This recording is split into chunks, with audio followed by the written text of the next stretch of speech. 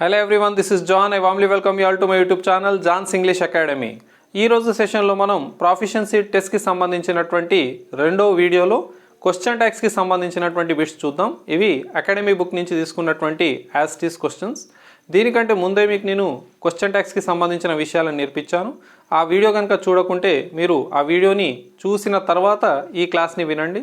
ఒకవేళ ఆ వీడియో కావాలంటే పైన ఉన్నటువంటి ఐ బటన్ని క్లిక్ చేయండి. You will get that video. ఆ క్వశ్చన్ ట్యాగ్ కాన్సెప్ట్ని చూసిన తర్వాత ఈ క్లాస్ని మీరు ఈజీగా అర్థం చేసుకోవచ్చు, ఈ బిట్స్ని మీరు అర్థం చేసుకోవచ్చు. దీనికంటే ముందు వీడియోలో మనం కొన్ని ప్రిపోజిషన్స్కి సంబంధించినటువంటి క్వశ్చన్స్ చూసాం. ఆ వీడియోని చూసిన తర్వాత మీరు ఈ వీడియో చూడండి, సో దట్ మీకు ఒక సీక్వెన్స్ అనేది అర్థమవుతుంది. క్లాస్ని స్టార్ట్ చేసే ముందు కాకినాడలో మనం స్టార్ట్ చేయబోతున్నటువంటి school assistant English offline batch కోసం చాలామంది ఎన్రోల్ చేసుకున్నారు. అదేవిధంగా ఇప్పుడు కూడా అడ్మిషన్స్ ఓపెనే ఉన్నాయి. మీ నేమ్ని ఎన్రోల్ చేసేసుకోండి.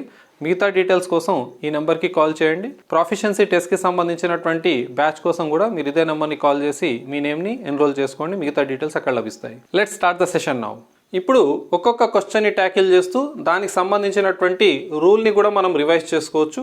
ఇంతకుముందు మీకు చెప్పినట్టుగా మీరు ఖచ్చితంగా దీనికంటే ముందు మీరు క్వశ్చన్ ట్యాగ్ వీడియోని చూడండి. ఆ క్వశ్చన్ ట్యాగ్స్కి సంబంధించిన విషయాలను, రూల్స్ని అర్థం చేసుకుంటే ఈ క్లాస్ని అర్థం చేసుకోవడం చాలా ఈజీ అవుతుంది. మ్యాక్సిమం నేను రూల్స్ని రివైజ్ చేస్తూ మీకు చెప్పడానికి ట్రై చేస్తాను, బట్ అది ఖచ్చితంగా పూర్తి అవగాహన కోసం ఆ వీడియో చూడడం మంచిది. సరే, ఒక్కొక్క క్వశ్చన్ని చూద్దాం. కాకపోతే ఫస్ట్ క్వశ్చన్ ట్యాగ్ యొక్క స్ట్రక్చర్ చూద్దాం. క్వశ్చన్ ట్యాగ్ యొక్క స్ట్రక్చర్లో ఫస్ట్ మనకు హెల్పింగ్ వర్బ్ ఉంటుంది, ఆ తర్వాత ప్రొనౌన్ ఉంటుంది, ఆ తర్వాత క్వశ్చన్ మార్క్ ఉంటుంది. ఇది క్వశ్చన్ ట్యాగ్కి సంబంధించినటువంటి స్ట్రక్చర్. సార్, క్వశ్చన్ ట్యాగ్ స్ట్రక్చర్లో నాట్ లేదు, నాట్ రాయకూడదా? మీకు ఆల్రెడీ నేను నేర్పించానండి క్వశ్చన్ ట్యాగ్స్కి సంబంధించినటువంటి క్లాస్లో. మీరు ఎప్పుడైనా పాజిటివ్ స్టేట్మెంట్ ఉంటే క్వశ్చన్ ట్యాగ్లో నాట్ రాయాలి. ఒకవేళ నెగటివ్ స్టేట్మెంట్ ఉంటే క్వశ్చన్ ట్యాగ్లో నాట్ రాయాల్సిన అవసరం లేదు. అంటే positive statement takes a negative question tag, negative statement takes a positive question tag అని చెప్పాను. కాకపోతే మీరు క్వశ్చన్ ట్యాగ్ని రాసేటప్పుడు మొదటి పదం హెల్పింగ్ వర్బ్ ఉండాలి, ఆ తర్వాత ప్రొనౌన్ ఉండాలి, ఆ తర్వాత క్వశ్చన్ మార్క్ ఉండాలి. సార్, అన్నిటికీ ఏదైనా ఎక్సెప్షన్స్ ఉంటాయి, ఆ విషయాలు ఆల్రెడీ నేర్పించాను. ఇక్కడ ఒక్కొక్క క్వశ్చన్ని ట్యాకిల్ చేద్దాం. ఓకే, అకాడమీ బుక్లో 4 ఆప్షన్స్ ఉన్నాయి. మనం డైరెక్ట్గా ఆన్సర్ని ట్రై చేద్దాం. ఓకే, సరే. We must lock the door. ఇక్కడ మస్ట్ అనేటటువంటి హెల్పింగ్ వర్బ్ కనబడుతుంది, వీ అనేటటువంటి ప్రొనౌన్ కనబడుతుంది.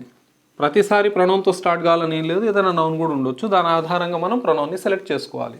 సో ఫస్ట్ మనం రాయాల్సింది మస్ట్, హెల్పింగ్ వర్బ్ రాయాలి.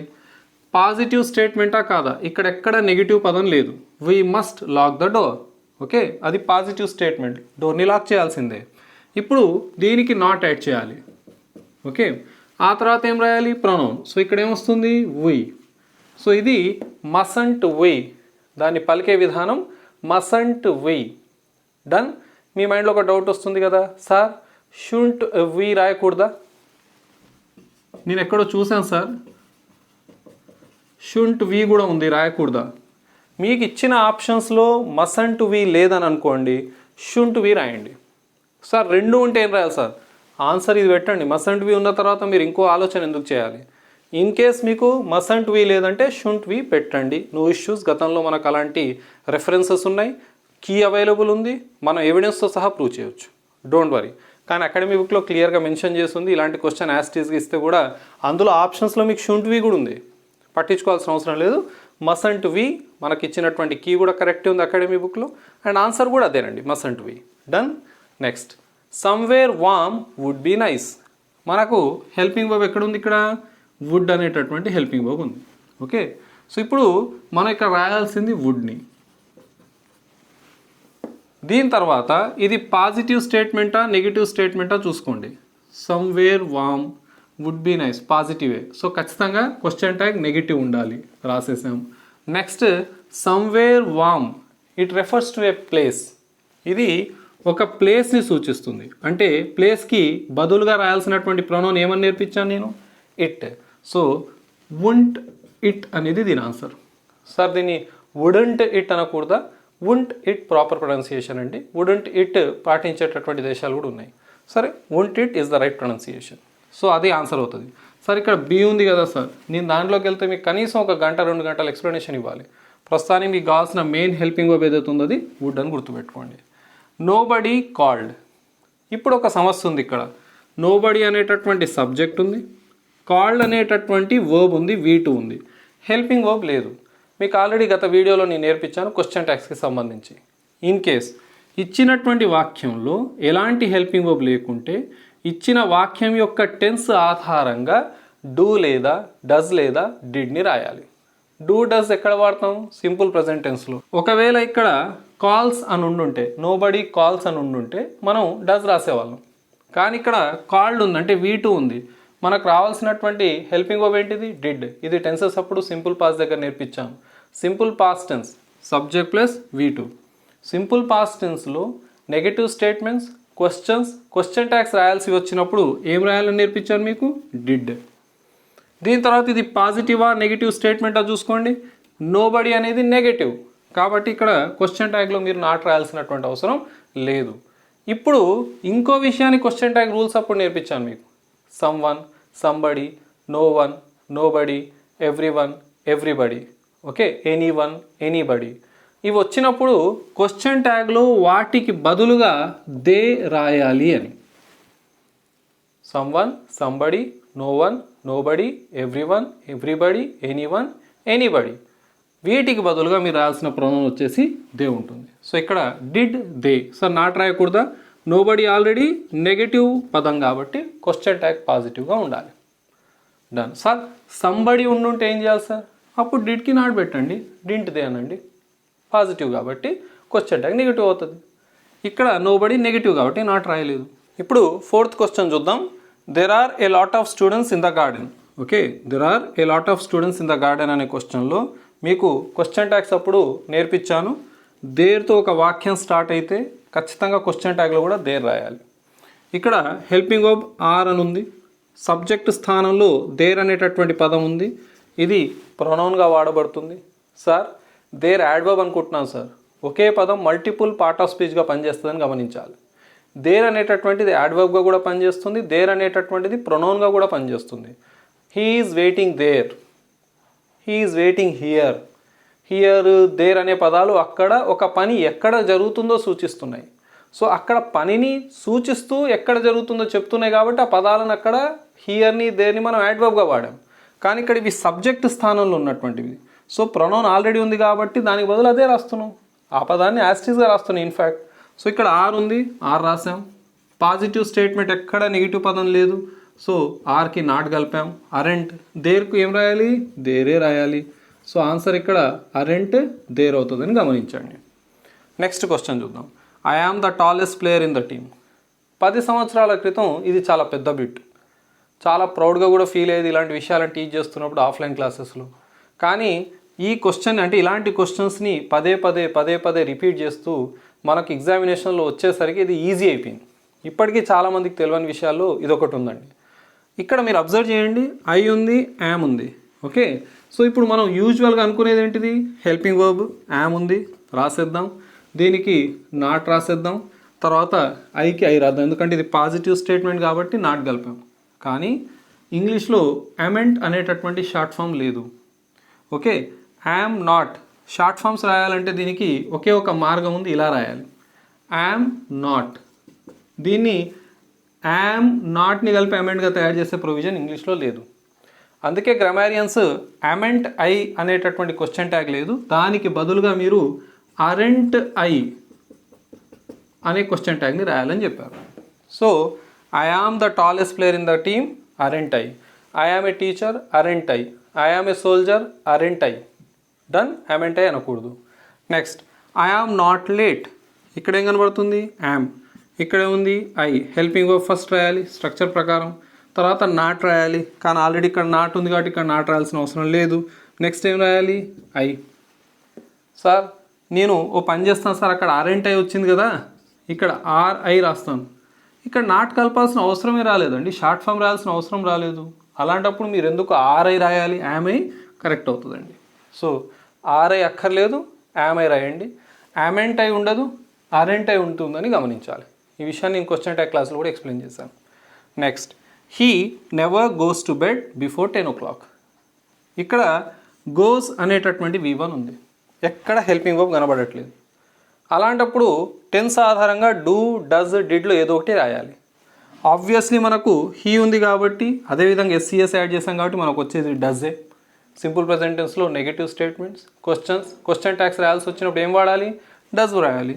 సో డూ లేదా డస్ రాయాలి. సో హీ ఉంది కాబట్టి డస్ రాసాం. నాట్ రాద్దామా? ఇక్కడ నెవర్ అనేటటువంటి నెగిటివ్ పదం ఉంది. సింపుల్ ప్రెజెంట్ టెన్స్ అప్పుడు మీకు నేర్పించాను. హార్డ్లీ, రేర్లీ, సెల్డమ్, బేర్లీ, అదేవిధంగా మనకు నెవర్ అనేటటువంటి నెగిటివ్ పదాలు వచ్చినప్పుడు క్వశ్చన్ ట్యాగ్ అనేటటువంటిది పాజిటివ్ ఉంటుంది. ఏ పదాలండి? హార్డ్లీ, రేర్లీ, స్కార్స్లీ, సెల్డమ్ మరియు బేర్లీ అనే పదాలు, దాంతోపాటుగా never. Hardly, rarely, scarcely, seldom, barely అనే పదాల మీనింగే నెవర్ అన్నట్టు, ఎప్పుడు ఆ పనులు జరగవు అన్నట్టు.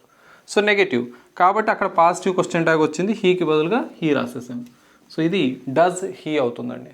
Next question, not a great film. ఇప్పుడు ఇక్కడ ఏ రూల్ని కూడా ఇక్కడ ఆపాదించే పరిస్థితి లేదు. అకాడమీ బుక్లో యాస్టిస్ క్వశ్చన్ ఉందండి, ఆప్షన్ చూస్తే ఆన్సర్ చేసి వచ్చాయండి. ఎందుకనంటే చాలా ఈజీగా ఇచ్చాడు. అన్ని 3 నెగిటివ్ క్వశ్చన్ ట్యాగ్స్ ఇచ్చాడు. ఈజెంట్ అని, వజంట్ అని ఏదో ఇచ్చాడు. ఇప్పుడు మీకు ఆల్రెడీ ఇక్కడ నాట్ అనే నెగిటివ్ పదం కనబడుతుంది కాబట్టి మీరు మిగతా 3 ఆప్షన్స్ని తీసి పక్కకు పడేస్తారు. ఎందుకంటే అక్కడ నాట్ కనబడుతున్నప్పుడు క్వశ్చన్ ట్యాగ్లో నాట్ రాయాల్సిన అవసరం లేదు. అంత గొప్ప సినిమా ఏం కాదు. దీని ఆన్సర్ ఏముంది తెలుసా? అసలు ఏంటిది తెలుసా ఆన్సర్ దీన్ని? Was it. Sir all of a sudden was ఎక్కడి నుంచి వచ్చింది సార్? ఇక్కడ వాజ్ అనేటటువంటిది స్థితిని సూచిస్తుంది. ఈ పదాన్ని రాయాల్సిన అవసరం ఏమొచ్చింది సార్? ఇక్కడ నెగిటివ్ లేదు కదా. అది గొప్ప సినిమా ఏం కాదు. గొప్ప సినిమా ఏం కాదంటే చూసాం కాబట్టి బాగాలేదని చెప్తున్నాం. సార్ విని కూడా బాగాలేదంటావు సార్ అంటే మనకు వచ్చిన ప్రాబ్లం ఇదే. మనం కళ్ళతో చూడం, వినం, ఎవరో చెప్పిందా నిజం అనుకుంటాం, దాన్నే ప్రచారాలు చేస్తాం. అర్థమైందా? ఏదైనా సరే చూసిన తర్వాతే కదా చెప్పాలి. నాట్ ఏ గ్రేట్ ఫిల్మ్, అర్థమైందా? గొప్ప సినిమా ఏం కాదు. అవును కదా, ఇప్పుడు ఆ సినిమా గొప్పది కాదు కదా అని చెప్తున్నప్పుడు అదేమన్నా గొప్పదా? కాదు. Was it? నెగిటివ్ ఉంది కాబట్టి క్వశ్చన్ ట్యాగ్లో నాట్ రాయాల్సిన అవసరం లేదు. మీకు ఆప్షన్స్ ఇస్తే అది ఈజీగా మీరు కళ్ళు మూసుకొని వాజ్ ఇట్ అని పెడతారు, అసలు ఆలోచన కూడా చేయరు ఎందుకు ఆన్సర్ వచ్చిందని. ఇట్ ఎందుకు వచ్చింది సార్ అంటే ఫిల్మ్కి బదులుగా మనం ఇట్ రాసాం. వాజ్ ఎందుకు వచ్చింది సార్ అని అంటే గతంలో ఉన్నటువంటి స్థితిని సూచిస్తుంది కాబట్టి వాజ్ ఇట్ వచ్చింది. ఓకేనా? ఈజ్ ఇట్ అని రాస్తాం సార్. మీరు ఒక విషయాన్ని గుర్తుపెట్టుకోండి, ఇచ్చిన ఆప్షన్స్ ఆధారంగా మీరు కాన్సెప్చువల్గా ఏ ఆన్సర్ పెట్టినా ఏం కాదేమో కానీ ఇక్కడ మనకు అకాడమీ బుక్లో ఇచ్చిన ఆప్షన్స్ ప్రకారం వాజ్ ఇట్ ఉంది, దాన్ని ఈజీగా మీరు వాజ్ ఇట్గా పెట్టవచ్చు. మిగతా ఆప్షన్స్ కరెక్ట్ కావు. సార్ వాజ్ ఇట్ లేదు, ఈజీటే ఉంది సార్, మిగతా అన్ని నెగిటివ్ ఉన్నాయి సార్ అంటే పెట్టండి, ఇబ్బంది ఏం లేదు. బట్ నా దృష్టిలో this is the right answer, was it. నేనైతే వాజ్ ఇట్ కరెక్ట్ అని చెప్తాను. డన్. ఇవి 8 క్వశ్చన్స్, కానీ ఇందులో మనం ఎంతో కాన్సెప్ట్ని నేర్చుకొని ఉన్నాం. మీరు చేయాల్సిందల్లా ఏదైనా విషయాన్ని గుర్తుపెట్టుకోండి, మీరు సరెండర్ కావాలి. దేనికి సరెండర్ కావాలంటే లెర్నింగ్కి సరెండర్ కావాలి. అప్పుడు మాత్రమే ఏ విషయం ఎలా చెప్పబడిందో దాన్ని అలానే నేర్చుకోగలుగుతారండి. అది ఇది ఎందుకు అనే దానికంటే కూడాను ఒక విషయాన్ని నేర్చుకునేటప్పుడు దాన్ని యాక్సెప్ట్ చేసేసి ఇది ఇంతే, ఇది ఇలానే ఉంటుంది, ఈ రూల్ని మనం ఫాలో కావాలి, లాజిక్ ఉంటే ఆ లాజిక్ని అర్థం చేసుకోవాలి. అర్థమైందా? We cannot question logics, we cannot question rules, right? So మీరు ఒక విషయాన్ని నేర్చుకుంటే ఓకే దీని ఆధారంగా దీని ఆన్సర్, ఇది ఆధారంగా ఈ ఆన్సర్ అనేది మీరు అర్థం చేసుకుంటే ఏదైనా ఈజీ అవుతుందండి. ఓకే, సో దీని తర్వాత మిగతా క్వశ్చన్స్ చూద్దాం. ఇప్పుడు నెక్స్ట్ క్వశ్చన్ చూద్దాం. I hope she isn't upset. ఇలాంటి క్వశ్చన్స్ ఈ మధ్యకాలంలో మనకు చాలా కనబడుతున్నాయండి ఎగ్జామినేషన్స్లో. ప్రాబ్లం ఏమొచ్చింది ఇక్కడ వచ్చిన ప్రాబ్లం ఏంటంటే 2 సబ్జెక్ట్స్ మరియు 2 వర్బ్స్ ఉండడమే. ఇలాంటప్పుడు ఏ సబ్జెక్ట్ని ఏ వర్బ్ని మనం ప్రామాణికంగా తీసుకొని ఆన్సర్ చేయాలో కొంచెం ఇబ్బంది ఉంటుందండి. ఇలాంటి క్వశ్చన్స్కి మీరు ఆన్సర్ చేయాలంటే మీరు ఖచ్చితంగా గుర్తుపెట్టుకోవాల్సింది మీనింగ్ని అర్థం చేసుకోవడమే. గుడ్డిగా నేను మొదటి సబ్జెక్ట్ని ప్రకారం మొదటి వర్బ్ ప్రకారం ఆన్సర్ చేస్తా సార్, కుదరదు. ఇక్కడ నేను రెండో సబ్జెక్టు ప్రకారం రెండో వర్బ్ ప్రకారం నేను ఆన్సర్ చేస్తాను సార్, కుదరదు. మీనింగ్ ప్రకారం చేయాలి. లేదు సార్ నేను ఎక్కడో విన్నాను సార్ ఇలాంటిది వస్తే సెకండ్ సబ్జెక్ట్ ఆధారంగా సెకండ్ వర్బ్ ఆధారంగా పెట్టడం కరెక్ట్ కాదు. తర్వాత కూడా నేను కొన్ని ఎగ్జాంపుల్స్ ఇస్తాను మీకు రాబోయే సెషన్స్లో. ఎక్కడైతే మీరు ఇలా 2 వర్బ్స్ 2 సబ్జెక్ట్స్ వచ్చినప్పుడు ఫస్ట్ సబ్జెక్టు ఫస్ట్ వర్బ్ ఆధారం కూడా ఆన్సర్ చేయాల్సి వస్తుంది, గమనించాలి. ఓకే సార్, ఎలా సార్? మరి ఎంత వీలైతే అంత ప్రాక్టీస్ చేయాలి, అంత ఇంగ్లీష్ని అర్థం చేసుకోవాలి. సగం మందికి జాబ్స్ రాకపోవడానికి కారణం ఏం తెలుసా? ఇంగ్లీష్ని ఫాస్ట్గా చదవలేకపోవడం, చదివిన దాన్ని ఫాస్ట్గా అర్థం చేసుకోలేకపోవడం. మరి దీనికి మార్గం ఏంటి సార్? పదే పదే ప్రాక్టీస్ చేస్తూ ఉంటేనే కదా వచ్చేది. ప్రాబ్లం మీకు తెలుసు, కానీ దానికోసం మీరు ఎంత వర్క్ చేస్తున్నారు? వర్క్ చేయాల్సిన అవసరం ఉంటుంది కదండి. మీరు గత డిఎస్సీస్ కానీ ఇప్పుడున్న డిఎస్సీస్ని అబ్జర్వ్ చేయండి. ఎక్కడైనా క్వశ్చన్ లెందీగా ఉంటే భయపడిపోతున్నాం. ఎందుకు? అర్థం చేసుకోలేకపోతున్నాం. ఒక స్కూల్ అసిస్టెంట్ ఇంగ్లీష్ కానీ లేదా ఇంగ్లీష్ యొక్క టెస్ట్ని మనం అటెండ్ చేస్తున్నప్పుడు ఖచ్చితంగా మనకు ఎంతో కొంత అండర్స్టాండింగ్ ఉండాలండి. అయినో మనం అందరం తెలుగు మీడియం బ్యాక్గ్రౌండ్ నుంచి వచ్చాం, కానీ ఎక్కడో చోటు ప్రాక్టీస్ అనేటటువంటిది మనల్ని ఆ విషయాన్ని నుంచి బయటికి తీసుకొస్తుందండి. నేను కూడా ఒక తెలుగు మీడియం స్టూడెంట్ని. I'm not teaching. నేను ఇలాగో టీచ్ చేస్తున్నాను, నేను ఒక్కనే కాదు ఎంతోమందిని సెటిల్ చేయగలిగాను. ఖచ్చితంగా మీరు చేయాల్సిందల్లా మీనింగ్ని అర్థం చేసుకునేంత శక్తిని మనం ఖచ్చితంగా తీసుకురావాలండి. అది ఎలా వస్తుంది అంటే ప్రాక్టీస్ ద్వారా వస్తుందండి. నేను చెప్పడం చాలా ఈజీ అండి, కొంచెం మీరు ప్రాక్టీస్ చేయడం అనేది కొంచెం కష్టంగా ఉంటుంది, బట్ డూ ఇట్ ప్లీజ్, మీకోసమే. ఇక్కడ ఐ హోప్ షీ ఈజ్ంట్ అప్సెట్. నేను ఏమనుకుంటున్నా అంటే హోప్ చేస్తున్నాను, ఏమనుకుంటున్నా అంటే ఆమె అప్సెట్ అయితే లేదు కదా. ఇక్కడ మీ హోప్ ఇంపార్టెంటా, ఆమె అప్సెట్ అవ్వడం ఇంపార్టెంటా చెప్పండి? ఆమె అప్సెటే కదా ఇంపార్టెంట్. సో ఈ విషయాన్ని మీరు ఇక్కడ అర్థం చేసుకోవాల్సింది, ఇందులో ఇది ఇంపార్టెంట్. సో దీని ఆధారంగా మీరు క్వశ్చన్ ట్యాగ్ని రాయాలి. హెల్పింగ్ వర్బ్ ఈజ్ కనబడుతుంది, నాట్ ఉంది, నాట్ రాయాల్సిన అవసరం లేదు. నెక్స్ట్ రాయాల్సింది షీ. ఇది మీ ఆన్సర్. ఈ షీ అనేటటువంటిది ఆన్సర్ అవుతుంది. ఓకేనా? ఇది కొంచెం స్మాల్ లెటర్ ఉండాలండి, రాయడానికి కొంచెం పెద్దగా వచ్చేసింది. ఓకే, సో ఈ షీ. దీని తర్వాత he is suffering from fever and needs to see a doctor. మళ్ళీ అదే సమస్య, సబ్జెక్ట్ వర్బ్. ఓకే, ఇక్కడ ఇంకొక వర్బ్, సబ్జెక్ట్ లేదు కదా సార్, అండ్ ఉందంటే ఆబ్వియస్లీ అక్కడ హీ ఉందన్నట్టే, ఇక్కడ సేమ్ సబ్జెక్ట్ రిపీట్ అయినట్టే కదా. He is suffering from fever and he needs to see a doctor. Okay, I am a teacher and poet. దీని meaning I am a teacher and I am a poet. However ఇది చూద్దాం. He is suffering from fever and needs to see a doctor. ఇక్కడ అతనికి జ్వరం వచ్చింది, డాక్టర్ని చూడాల్సిందే, అంటే డాక్టర్ని కన్సల్ట్ కావాల్సిందే. సో ఇక్కడ అతనికి జ్వరం వచ్చిందనే దానికంటే హాస్పిటల్కి వెళ్ళడమే, అంటే డాక్టర్ని కలవడం ఇంపార్టెంట్. ఓకేనా? జ్వరం ఎలాగ వచ్చేసింది, నెక్స్ట్ చేయాల్సింది ఏంది, డాక్టర్ని కలవడమే. సో ఇక్కడ దీని ఆధారంగా మనం క్వశ్చన్ ట్యాగ్ని రాయాలి. ఇక్కడ నీడ్స్ ఉంది అంటే V1 ఉంది. సో V1 బదులు మనం డూ లేదా డస్ రాస్తాం. నీడ్స్ ఉంది కాబట్టి ఆబ్వియస్లీ మనం డజే రాస్తాం, సబ్జెక్ట్ హీ కాబట్టి డస్ రాసాం. పాజిటివ్ స్టేట్మెంట్ నాట్ రాసేసాం. డజంట్, సబ్జెక్ట్ ఏముంది, హీ ఉంది కాబట్టి డజంట్ హీ ఆన్సర్ అవుతుంది. సార్ నేను ఇజంట్ హీ అనుకున్నాను సార్ అంటే రాంగ్ అవుతుందండి. అప్పుడు మీరు జ్వరాన్నే బేస్గా చేసుకొని ఈ వాక్యాన్ని బేస్ చేసుకొని రాసినట్టే. సార్ నాకు ఇప్పుడు అర్థమైపోయింది సార్, సెకండ్ సబ్జెక్ట్ ఆధారంగా సెకండ్ వర్బ్ ఆధారంగానే క్వశ్చన్ ట్యాగ్ రాయాలి. అలా మీరు బండ గుర్తులు పెట్టుకుంటే కుదరదండి, మీనింగ్ ఆధారంగా రాయాలి. నేను ఫర్దర్గా ఇస్తాను. ఇప్పుడు ఇవ్వచ్చు కదా సార్, ఫస్ట్ దీన్ని డైజెస్ట్ చేసుకోండి, తర్వాత నేర్చుకుందాం. ఓకే, తర్వాత ఎలాగో నేను నెక్స్ట్ సెషన్స్లో మీకు అడ్వాన్స్ క్లాసెస్లో నేర్పిస్తాను. They seldom watch movies. మీకు ఆల్రెడీ చెప్పాను ఇది నెగటివ్ పదం అని. Hardly, rarely, scarcely, seldom, never అనేటటువంటి, బేర్లీ అనేటటువంటి పదాలు నెగటివ్ మీనింగ్ని ఇస్తాయి. కాబట్టి క్వశ్చన్ ట్యాగ్ పాజిటివ్ ఉండాలి. ఇక్కడ వాచ్ V1 బదులు డూ లేదా డస్ రాస్తాం. సబ్జెక్ట్ ఇక్కడ దే ఉంది కాబట్టి ఖచ్చితంగా డస్ రాదు, డూ వస్తుంది. నాట్ రాస్తాం సార్, కుదరదు, ఆల్రెడీ సెల్డమ్ అనే నెగిటివ్ పదం ఉంది. ఇక్కడ మనం రాయాల్సింది దే. సో ఆన్సర్ వచ్చేసి డూ దే అవుతుందండి. Let's go for a walk. Cake walk, easy bit, ఇది చాలా ఈజీ బిట్. ఏదైనా ఒక వాక్యం లెట్స్తో స్టార్ట్ అయితే మనం కళ్ళు మూసుకొని రాయాల్సినటువంటి question tag shall we. Sir ఇక్కడ నాట్ లేదు కదా సార్, నాట్ ఉన్నా లేకపోయినా లెట్స్తో ఒక వాక్యం స్టార్ట్ అయితే మీరు షల్ వి రాయండి. Let's go for a walk, shall we. Let us not go for a walk కూడా shall we.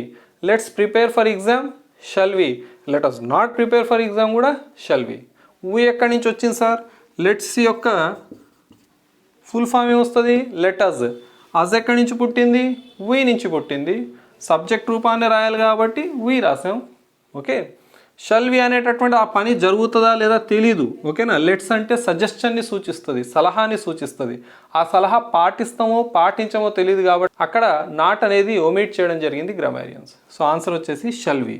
Okay sir, let me go for a walk ఉంటే రాయాలన్నా సార్, నేను కేవలం లెట్స్ మాత్రమే చెప్పాను, లెటర్స్ మాత్రమే చెప్పాను, ఆ మిగతా వాటికి రాయనక్కర్లేదు, అందుకే ఈ బిట్ని యాడ్ చేశాను. ఓకేనా? లెట్స్ వస్తేనే షల్ వి రాయండి. Don't wait for us. Answer will you. మీకు ఆల్రెడీ ఇవన్నీ నేర్పించిన రూల్సేనండి. కొంతమంది చాలామంది సబ్స్క్రైబర్స్ కొత్త వాళ్ళు కావచ్చు, పాత వీడియోస్ చూడకపోవచ్చు. అర్థమైందా? చాలామందికి పాత వీడియో కొత్త వీడియో కాదండి. గ్రామర్ ఎప్పుడైనా అదే, సెంచరీస్ నుంచి గ్రామర్ మారలేదండి. మీరు పాత కొత్త అనేది పెట్టుకోకండి, అంత సేమే. అర్థమైందా? లెక్కల్లో కొన్ని ఫార్ములాస్ మారుతాయండి. A+B² కొత్తది చెప్పండి సార్, కొత్తది ఉండదు. కొన్ని రూల్స్ అలానే ఉంటాయండి, అలానే ఉండిపోతుంది. Grammar is all of rules కదా. గ్రామర్ ఈజ్ అబౌట్ రూల్స్ అండి, మర్చిపోవద్దు. కొత్త పాత లేదండి, అన్నీ నేర్చుకోండి. Okay, don't wait for us, will you గుర్తుందండి మీకు? Imperative sentences, please, V1 don't let వీటితో స్టార్ట్ అయ్యే వాక్యాలు ఇంపరేటివ్ సెంటెన్సెస్ అవుతాయి. దానికి మనం రాయాల్సినటువంటి question tag will you. Please V1 don't let. Sir లెట్తో స్టార్ట్ అయితే విల్ యూ రాయాలా? మరి ఇదేం సార్ ఇక్కడ మీరు షల్ వి రాశారు? ఆల్రెడీ మీకు చెప్పిన లెట్స్ వస్తేనే షల్ వి, మిగతా అన్నిటికీ విల్ యూ. ఉదాహరణకి ఇక్కడ let me go for a walk, answer ఏం రాయాలి? Will you. Let me do this work, will you. Let him go, will you. Sir నేను ఎక్కడో డోంట్ యూ కూడా చూశాను సార్, వోంట్ యూ కూడా చూశాను సార్, కెన్ యూ కూడా చూశాను సార్. విల్ యూ లేకపోతే కెన్ యూ రాయండి. మీకు ఇచ్చిన ఆప్షన్స్లో విల్ యూ లేదనుకోండి క్యాన్ యూ రాయండి. సార్ రెండు ఉంటే విల్ యూ రాయండి.